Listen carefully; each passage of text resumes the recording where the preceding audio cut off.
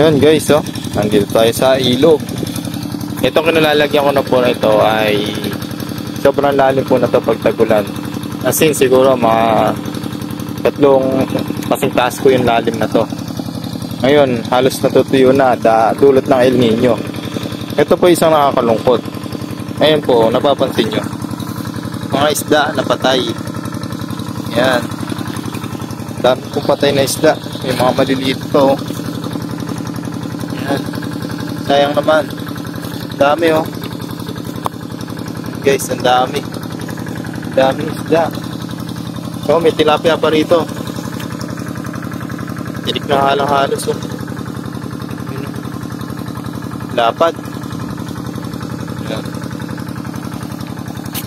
Natutuyo na po yung mga ilog. Ito po, namatay po yung mga isda na yan. Palagay ko ito. Yung lugar na to ay binabara ng lason. Kaya yan ang naging resulta. Namatay po lahat ng isda na nandyan. Ngayon po, abako na po. Dami oh. Dami. Grabe, sayang. Hindi nila nakuha lahat. Once na lasunin po kasi yan, minsan pumapailalim na lang po sila sa tubig. Yan. Tapos doon na po sila mamamatay. Tapos lulutang na lang po yan bigla pagka yan ay patay na. Ayun o, meron pa rin sa plastic o. Dami pong namatay na isda, sayang. Nakakahinayang. Tsaka napakadelikado po ng paglalaso ng ilog.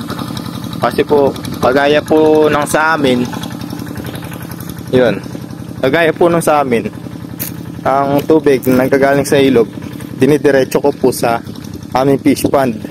Kaya paano kung merong nagbabad ng lason sa tubig, ayun, diretso sa fish pond namin, madadami pati isda akong alaga. Kaya napakadelikado at nakakabahala yung mga ganong trabaho. Ang daming isdang nasasayang, pati maliliit nadadamay. Ayun, ayun po yung aming patubig. Sobrang babaw na po ng ilog dito, dulot ng El Nino. Pangatlong nung nakaraan, hindi natuyo ang ilog. Maganda ang naging ulan nung nakaraan. Ngayon natutuyo na naman po. Ito mga 3 days lang po. Bus po yung tubig na yan sa dami ng humihitit at ginagamit sa mga gulay-gulay. Sobrang aga po kasi nahinto ng pagulan dito sa amin, sa buong lugar siguro, buong Bulacan o hindi lang. Sabi, ayan, sobrang lalim po niyang pagtagulan. Ngayon halos natutuyo na. 3 days na lang po itatagal ng tubig na yan. Maswerte na nga po kung 3 days ay abutin pa. Kaya itong palay namin, ayan, bahala na kung makakasurvive. Maliliit po. Ayan. Ayun lang po, isang panawagan ko lang po sa mga nanguhuli ng isda. Iwasan po natin gumamit ng lason. Kasi sa mga susunod na panahon wala na tayong mahuhuling isda. Ayan. Kagaya nun, may nanlalambat. Ano pa huhulihin nila kung wala nang, pati maliliit ay nadadamay.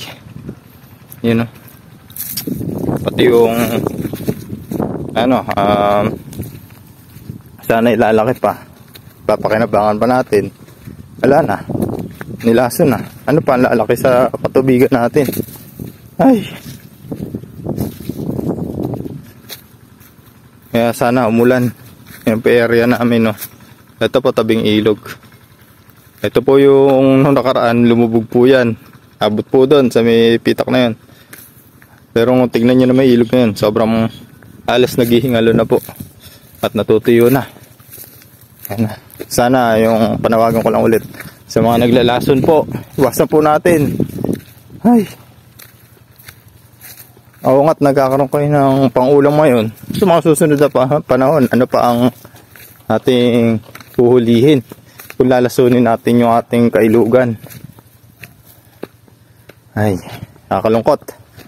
Ito pa po, isang palay namin. Meron pa po, paahon po yung hose na yan doon, papunta sa aming bahay. Sa may baba ng bubuyan, may palay din po ron na akin naman tinutubigan. Ayan. Sayang yung isda, ang dami.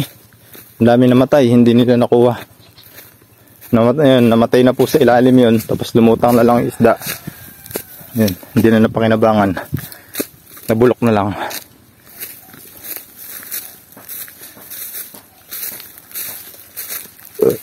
Tinigan ko lang po yung patubig namin. At sinecheck ko lang din time to time, baka may nagbababad ng lason, madama yung ating fish pond. Yan po. Para po, ang ganda na lang po at maraming salamat sa inyong pakikinig at pinanood. God bless you all po.